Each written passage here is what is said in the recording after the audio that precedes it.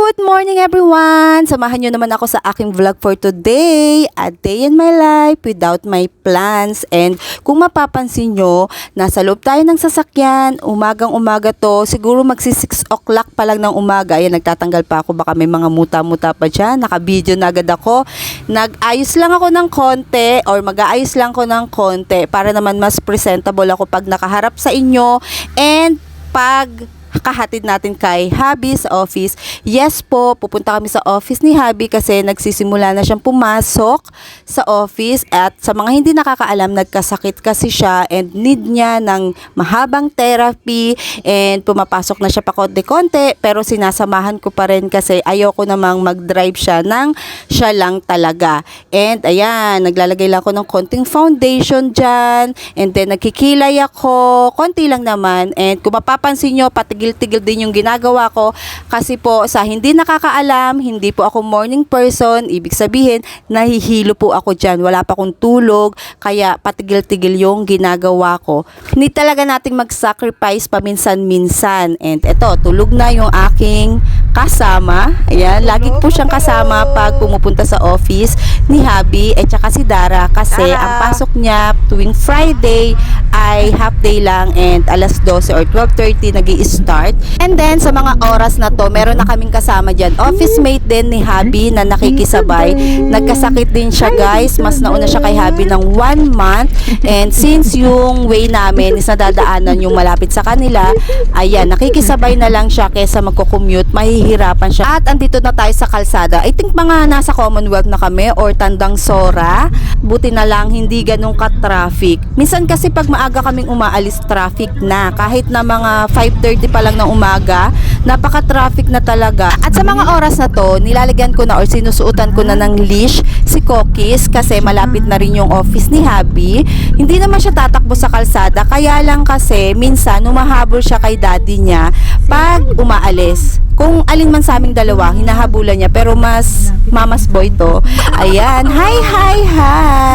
And ready na kaming magpahinga sa parking nito at matutulog na ako after kong maghatid. Yes po, kahit mga 5 to 10 minutes, wala talaga akong tulog dyan pero hindi naman halata, 'di ba? At eto, aalalayan ko lang siyang bumaba kasi lalagyan ko siya ng coat. Ayan, nandito na kasi kami sa lobby ng office niya and hindi naman ako nagwo-worry na iwan ko siya dyan kasi may umaalalay naman sa kanya and may kasama naman siyang office mate dito sa sasakyan namin, so maglalakad lang sila na parang zombie. Oh, don't get me wrong guys, sila mismo ang nagbansag sa sarili nila na lakad zombie daw sila pero carry lang, at least healthy na ulit.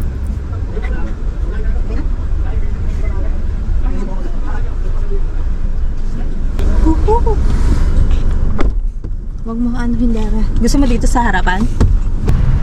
Okay na.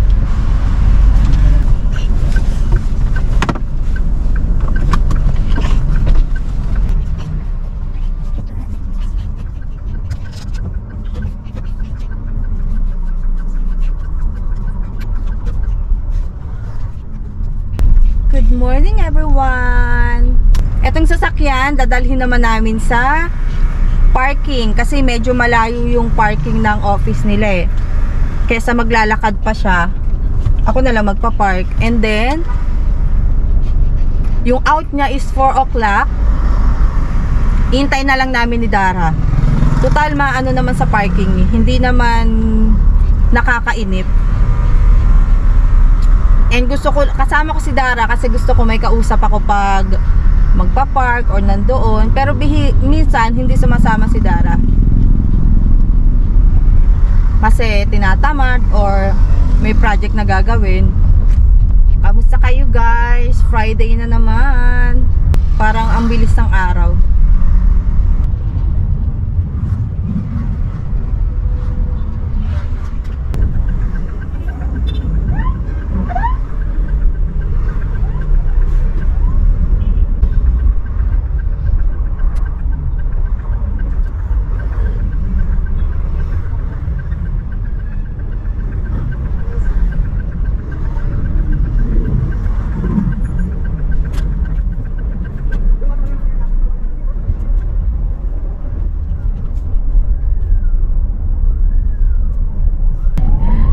tayo sa pinagpa-parkingan natin madalas. Doon pa rin tayo. Andito na kami sa parking and dadami namin dalang electric fan. Ayan, 3 to. Ando pa sa paper bag ko yung isa. Kasi every time na pupunta kami dito ay magbabang kami ng electric fan. And magto 2 hours ako ng aircon mamaya kasi kasama ko si Cookies. Come here na. And dito oh. Hi guys. And hindi naman nakakainip magtambay dito sa parking kasi madaming dumadaan sasakyan, labas-pasok yung mga sasakyan dito and natutuwa si Cookies. Tapos may baon din kaming portable na upuan, nag-uupuan kami dito pero mamaya na. So mag-iikot muna kami ni Cookies for exercise niya, 'di ba nak? Dito nag-exercise siya and ano ba yung gagawin pa natin? Ayan, makikipagharutan siya doon sa mga dog dito or inaaway niya yung mga dogs. Tapos hello. Tapos umiiyak yung mga dog dito pa every time na inaaway ni Cookies kasi takot sa kanya. Mamaya andito na yun kasi ay wala akong dalang dog food. Kasi lagi ako may dalang dog food dito. Binibigyan ko sila. Kaya lang yung mga Tupperware na pinaglalagyan ko hinangat-ngat. So natatakot naman akong kuhanin. Baka kagatin ako. And hanggang 4 o'clock kami dito. Actually mga 3:58 nandito kami. And susunduin namin si Daddy Yoyo sa office niya. Sasama namin din kayo pagsundo sa office niya. 3:58 kasi pagdating doon mga 4:03, 4:02, mga ganon. Ang out niya is 4. And ay, Dara, message mo si Daddy mo, nandito na tayo sa parking. Ito yung favorite spot namin, kaya lang madaming antique. Ang daming antique dito. Si Cookies, natatawa ko nung nakaraan. May nalaglag na isang, alam nyo yun, yung bahay antique talaga, yung dahon niya naka ganyan. Hinigaan niya and then umiyak siya kasi nakagat siya. May uwi pa nga siya sa bahay namin na antique 2 peraso. 'Di ba?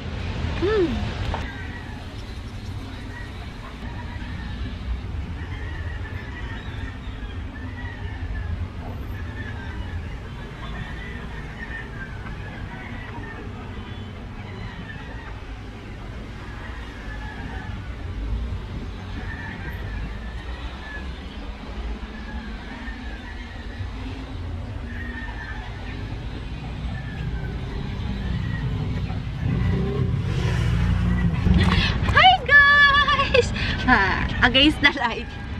Ayun na, may dog na dito. Dito na yung dog. Kaaway ni ko. Ay, bagong panganak. Yung dog. Dito na lang tayo, baka habulin tayo.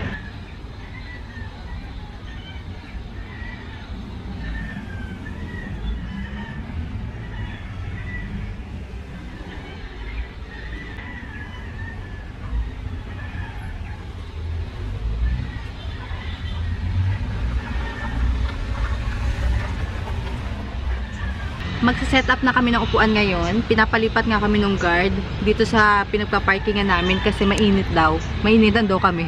Hindi naman, mahangin kasi dito eh. Actually dito sa tapat mahangin din oh. Diyan. And may puno kasi dito sa dulo. Lahat may puno dito. Ito oh, mabibili nyo to sa Lazada. Portable chair. Yun. Portable chair. Diba na? Tapos may electric fan dito sa Cookies. Diba? Ang ganda naman dito. Mahangin pa. At saka malamig pa. Tapos si Dara nagpapabili na agad. Kakaupo pa lang namin. Nagpapabili na agad ng pagkain. Well, Quezon City. Madami siyang mapamimilian ng food. Look nyo naman si Cookies. Ayan o. Paupo muna dito ah. Upuan niya kasi to guys. Tapos may electric fan. Sarap ng hangin. Nakakaantok. Wala pa akong tulog. Yes, wala pa talaga. Pero aantukin ako nito mga 11 o'clock. So, ang tulog ko 11 and 1. So, 11 hanggang 1 o'clock. Bubuksan ko yung aircon nito para makatulog din si Cookies. Medyo maaga pa kasi ngayon eh. Nasa 8 o'clock pa lang. And dito rin ako madalas matulog sa compartment kasi maluwag yung compartment namin. Kasya kaming dalawa dito ni Dara. Pero si Dara dun sa gitna natutulog eh. May pasok siya mamaya, mga 12:30. Kaya siya nasasama ko. Every Friday, online class, si Dara. Tapos, nasasama ko siya dito. And alam nyo guys, yung kagandahan, pag nandito ako sa Quezon City, malapit lang to sa Circle. So, di ba, pwede tayong mamili ng plants doon. Eh, hindi ko pa na-try na pumunta ako doon sa Quezon City, Quezon Memorial Circle. And malapit din to sa Cubao, yung sa Farmer's Garden. Kaya lang, hindi ako marunong mag-drive na mag-isa lang ako. Gusto ko kasi, pag magdadrive ako, may kausap ako sa sasakyan. Parang nagpapanik ako pag mag-isa lang ako sa sasakyan. Pero, sanay na ako kung dito-dito lang. Or, sa office, tapos magpa-park, office, gano'n, magpa-park. And, pag dun sa ibang lugar, nakakatakot kasi si Google Map, minsan, or si Waze, ano siya, mali-mali yung turo. Muntik na kaming mahuli dati ng pulis. Buti pinagbigyan kami kasi bago yung sasakyan. Siguro mga 3 months pa lang yung sasakyan. And hindi namin alam, niligaw kami ni Google Map. Doon. Google Map? Google Map nga, oo. Papunta kami ng Pasay, I think, or Pasig ba yun? Hindi namin alam yung lugar.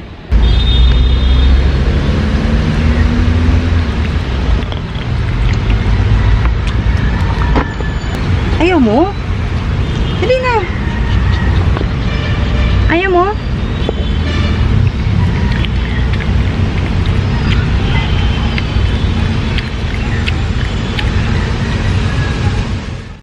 Hi guys! Good afternoon. Yes po, hapon na. Kakagising ko lang and nag-ayos lang ako ng konti. Maglalakad-lakad lang kami ng baba. Baby ko, sarap ng hangin. Nag-ipit lang ako para tapos ganito, ini-open ko lang siya.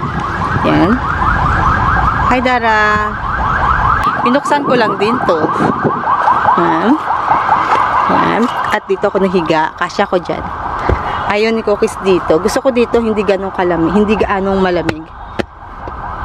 Tara, lakad-lakad. Lakad ka! Dito, every time na Friday, dito kami sa parking. Maingay talaga kasi kalsada to eh. May mga wangwang. So, lakad lang ulit kami. Ganito yung araw namin.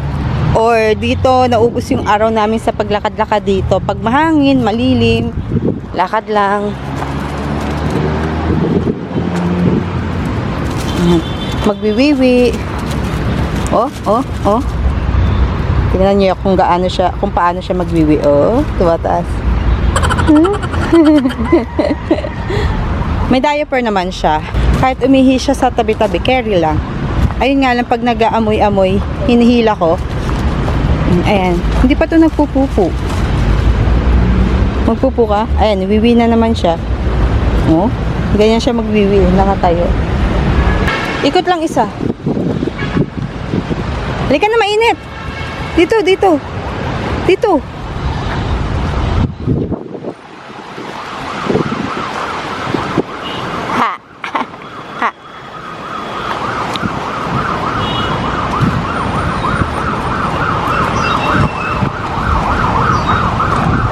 Chan? Hi! Mukhang may mga sakit yung dog, anak. Huwag lumapit muna. Puso yata ang sakit sa dog. Ang bilis lang ng oras. Pagpapatay ng oras. Kasi, ang ginagawa ko, mga 11, or hindi talaga ako morning person. So, talagang inaantok ako. Or malapit lang din to sa SM North. Nagbabalak akong pumupunta doon pero hindi natutuloy. Tinutulog ko na lang dito. Actually, madami dito mga naghihintay-hintay. Diyan. And alam naman nila na may sinusundo ako doon sa kabilang office nila.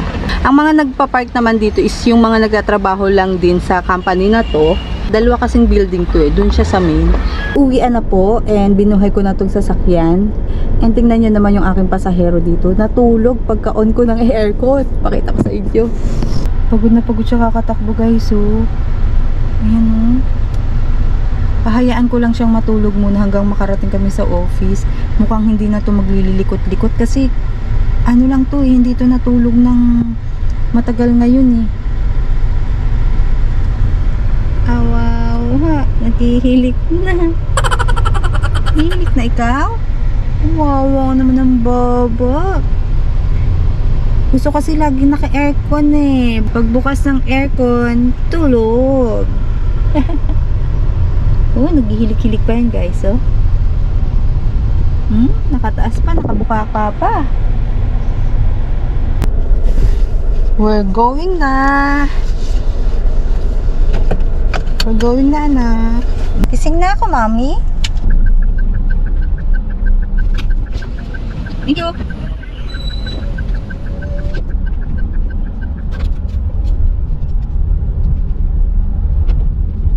Hey, cookies down. We're going home na.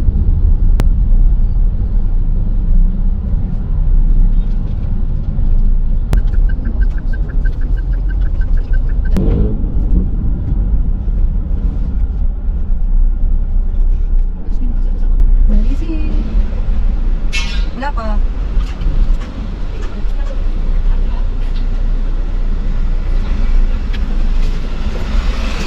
Nakapit ba ako?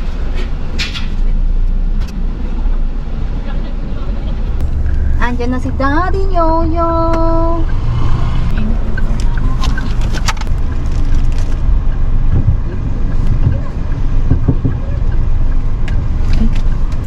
Hi! Kala ko may sakit si Cookies. Mas malamya. Okay. Kulang na sa tulog. Oo. Nung binuksan ko aircon ko yun, aba, Kulit na. biglang natulog. Tapos ito na ulit. Nagtakol-takol na naman. Sabi ko, Charge lang. kulang lang pala sa aircon to. Initan siya. Nainit. Init kanina, no? Pero ang lakas ng, kanina, 3 minutes. Ang lakas ng nasa unahan ko nga si Kuya Loy. Nauna siya eh. Nauna siyang lumabas na. At on the way na kami ngayon, pauwi ng bahay. Thank you for watching. Bye!